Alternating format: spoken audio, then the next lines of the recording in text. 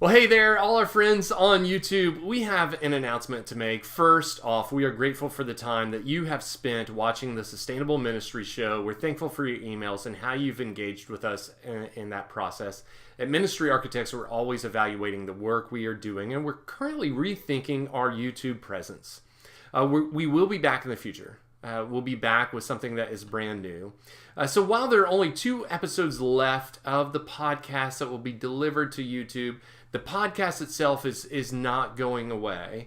If you'll head over to iTunes or the Google Play Store or any other tool that you use to listen to podcasts, search for the Sustainable Ministry Show. You can subscribe there.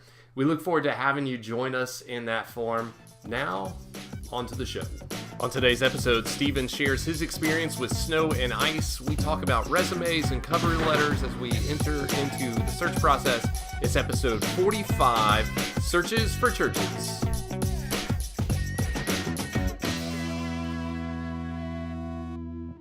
Well, hey everybody, we are back again with the Sustainable Ministry Show. Last week we talked about volunteer processes, kind of walked you through what that recruitment process looks like. This week we're going to talk about staffing, and we'll wrap that up next week as well. And Melissa will kind of launch us off in just a few minutes.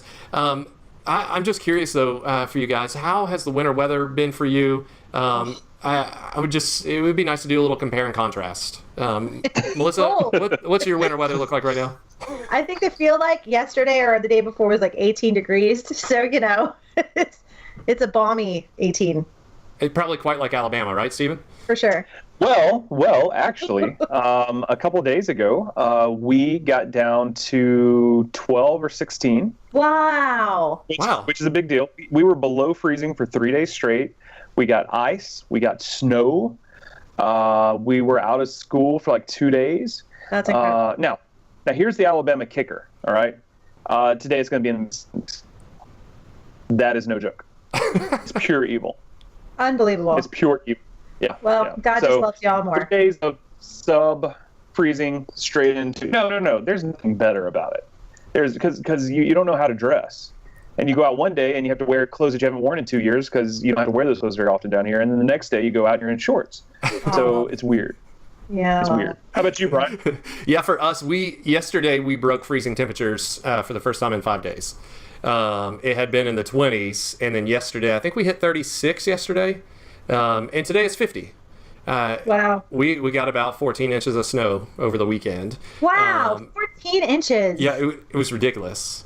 We went out and measured on our deck, measured 12 inches, and then we had about 4 hours more of heavy snow after that. It's crazy. It's crazy. It is disappearing just as quick, so we are thankful. Wow. Being born and raised Floridians, we're grateful for that. Well, Melissa, as we're thinking about staffing, you want to kind of launch us off with the conversation? Coming into a job, what does that look like?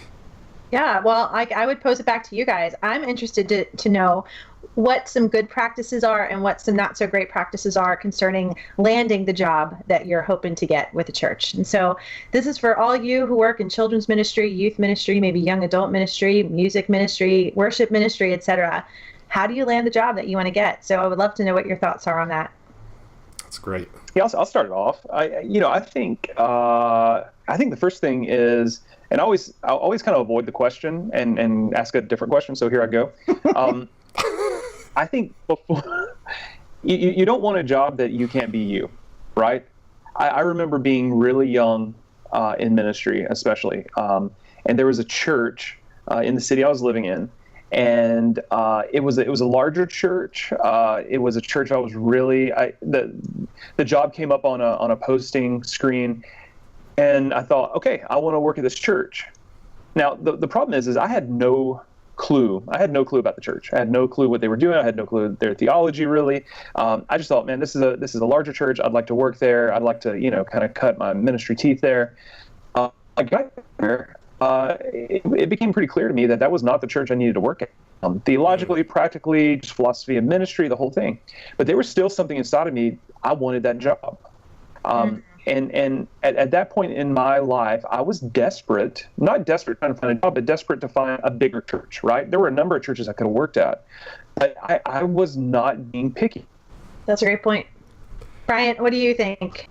You got to do your research. You got to do your research before you apply for the position.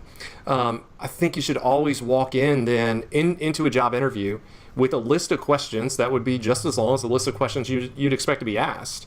If you walk in and you don't have questions for them, you just think you're great, and maybe you are great, that it's going to fall short. I think you got to do your research, and you got to have a list of questions. Those should include, numbers and practices and budget. Should include hours and management, what it looks like to actually be in that role.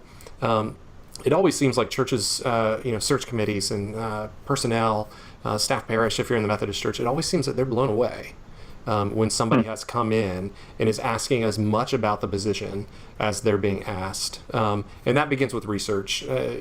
Maybe a conversation ahead of time, maybe some online investigation, doing some Facebook stuff on the church's page. I think you got to do all of that and generate a list of questions of things you want to know that would help you determine, part of what Stephen was getting to, help you determine if you're a good fit and if this would be a good fit for you and your family. Not every church is going to be. We do a lot of searches for churches across the entire country, helping them find and retain, especially children's and youth ministers. And as a result of that, some of the things that we do is run these searches as consultants. And so there have been a number of things that I'm wondering what your thoughts are on about even before you step foot into the church for an interview. What are some best practices that you've seen in terms of, writing the cover letter or submitting an application, sending in a resume? Do you guys have any thoughts on that?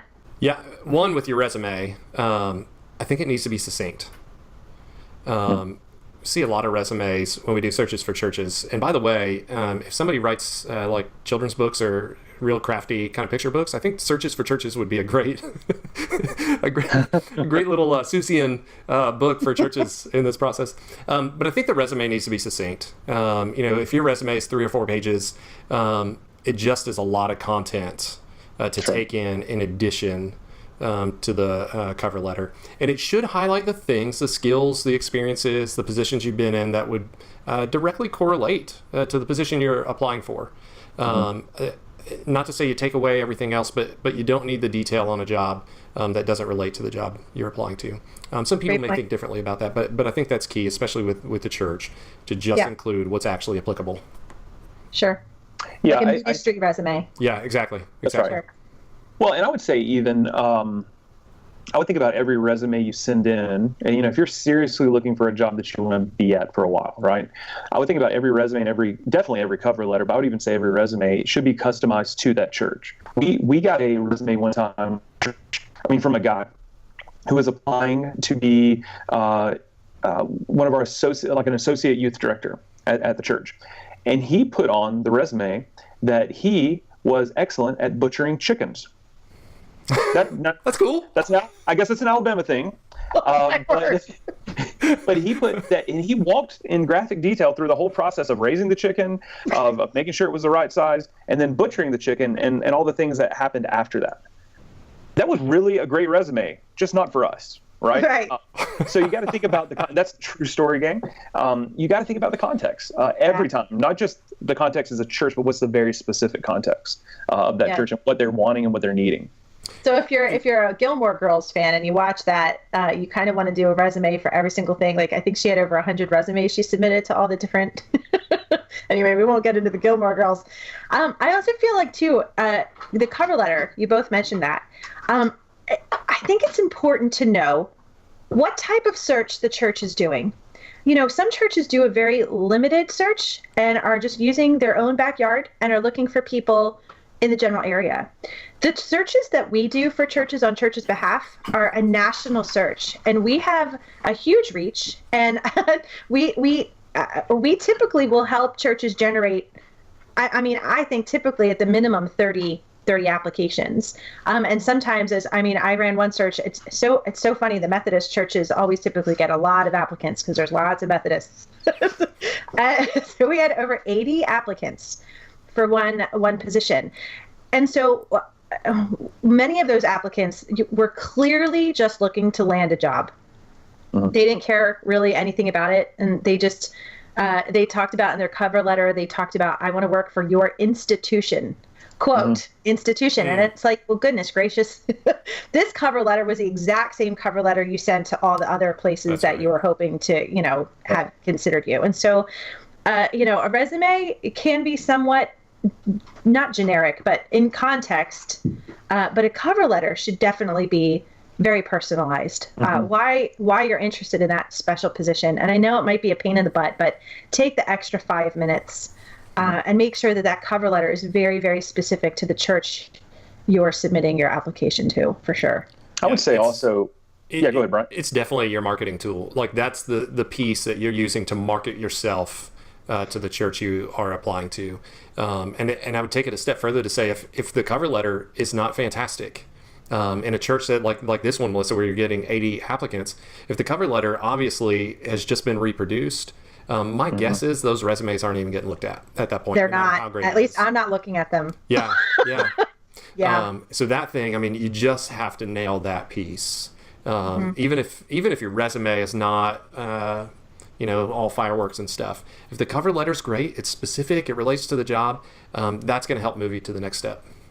Yeah, I think our job as ministry architects is to help a church hire someone who's called to do ministry. And I don't know what searches are like in the secular world. Maybe it's the exact opposite. A lot of people say, oh, the cover letter isn't that big of a deal. But I think the cover letter is extremely important, because in a cover letter for a ministry job, that's where you're selling yourself. That's kind of where your personality is coming out and shining. And then the resume just supports whether or not you have the right and proper amount of experience to actually do the job. So a cover letter is that important.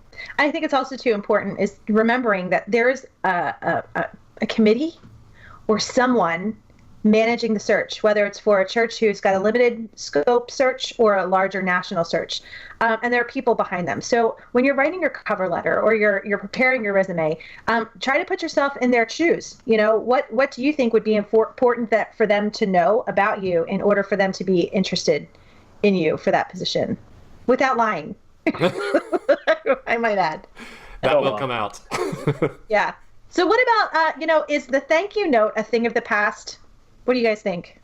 That's such a good question, Melissa, because I think if you're applying for the job, you got to be diligent in following up. The only other thing before even the thank you note, I would say, is to ask about deadlines, ask about like when they're looking to hire, when you should expect something, and in that, then do your follow-up. And absolutely send a thank you note. These folks have poured out their time. And if you're hired, I would anticipate that probably internally and maybe with your family, you're grateful.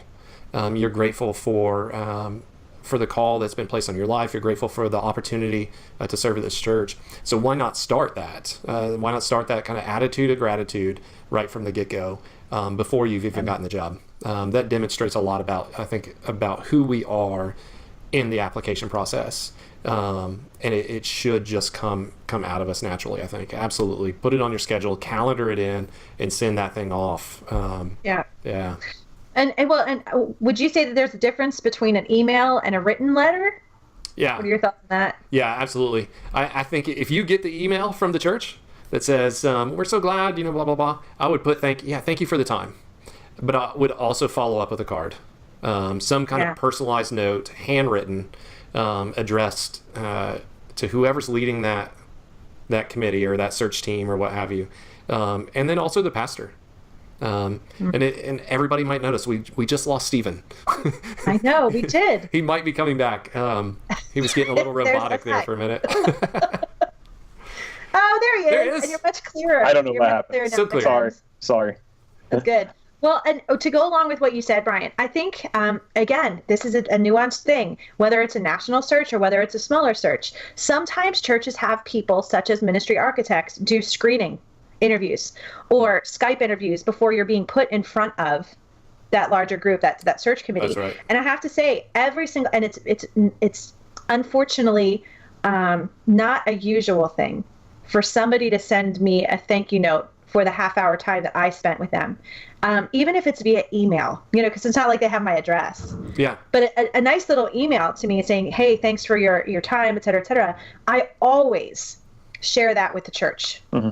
I always say, hey, so-and-so sent a nice little, thank you note regarding our phone call, et cetera. And so even when you're not talking with the church themselves, but are talking with maybe a representative from the church, it's always nice just to send an acknowledgement and thank somebody for their time, because that will get back to the church. Exactly and what you're doing too is they're the things that you do during the interview that people look for, and but you're on every time you communicate or don't communicate with that church.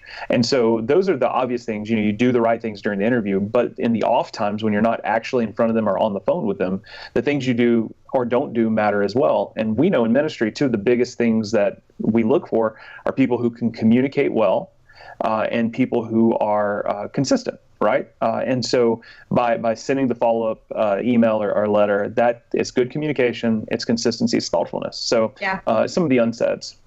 The final thing that I would just point out is never underestimate the value of practicing an interview. Some people even will hire interview coaches to help them prepare, to making sure that their resume is spot on, that make sure that their cover letter, it looks good, and will have a mock interview with someone in order to prepare. And again, that's not being inauthentic. That's just being prepared. Mm-hmm. So remember that, folks, that, if you have a friend or somebody who is experienced in human resources, et cetera, to help you prepare for that, it's always good to be on your toes and kind of be able to put your best foot forward in order to appeal to the church you're applying to. Definitely never hurts. No, hurts to do that. And will further the steps you take in your search for a church. I still think that'd be a great book, Searches for Churches. Searches for Churches. Maybe we should write it. We could. We could. Let's do it. Well, this week we're starting the Sustainable Ministry Challenge with Stephen and Melissa. Oh my gosh. We have a multiple choice question for you today. It's worth 5 points. It's multiple choice. That's good. Multiple choice. You'll have A, B, C, and D. So the question is... Wait, do we have to be the first person to ding in or something? No, you both get a chance. You both might get it right. Oh, good. So you both could get 5 points. Melissa's just going to copy everything I say now. Win and lose together, Stephen. So the question is, what book does this statement come from? Oh. Our addiction to stuff fuels addiction to money. Is it A, Organic Student Ministry? Is it B, Hollow Faith? Is it C, Extraordinary? Or D, Sustainable Youth Ministry? Oh, man. See, read the quote again. I think Stephen should definitely answer first. Well, seeing that I'm creating the first question, I thought it would be fun for his name to have been on 3 of these books. I know. That's our addiction to stuff fuels our addiction to money. Stephen. Who should answer first, Brian? Either one. I think Melissa should. No. I would say Hollow Faith. Whatever that one is. So you're going with B, Hollow Faith. You going to lock that in? You going to lock it in, Melissa? Final answer? That's my final answer. Yeah, I'm going to go with I think I'll go with B as well. Hollow Faith. B as well. Stephen, you know your books, and so does Melissa. It comes out of it's like the 3rd page of the 5th chapter of Hollow Faith. Right. Wonderful. You guys both get 5 points. Woo! Yay! Good job, Melissa. You all have made us all proud. So where can folks keep up with you if they have questions about the search process and applying for a job? I just spoke with somebody this morning, in fact, about an application for a job, and we chatted a little bit, about an hour, for what that process looks like. If somebody would like to talk with you about that process, how can they follow up? Yeah, feel free to look me up on Instagram or Twitter or Facebook. I'm on all 3, and I'm sure we probably have some mutual friends. It's some rendition of Melissa Rao in all 3 venues, but you can also email me at melissa@ministryarchitects.com. Yep. And you can come hang out with me over at 12stonespirituality.com. And brand new, I'd love for you to come over on iTunes to the new 12 Stone Spirituality podcast. What? Yeah. Launched it today. So when the viewers actually see this, it should have a few episodes in it. So do that as well. Or Stephen at ministryarchitects.com. Very exciting. Very exciting. And you can follow up with me at Bryant at ministryarchitects.com or on Facebook at /Bryant John Wisconsin. Certainly look forward to chatting with you all and whichever those places you reach out to us, and we'd love to see you back next week. So don't forget to subscribe either on iTunes or YouTube, and then follow us, follow Ministry Architects on Instagram or Twitter as well. We certainly would love to see you there. Thanks so much, you guys. We'll be back next week to wrap this conversation up. Bye. Bye, guys.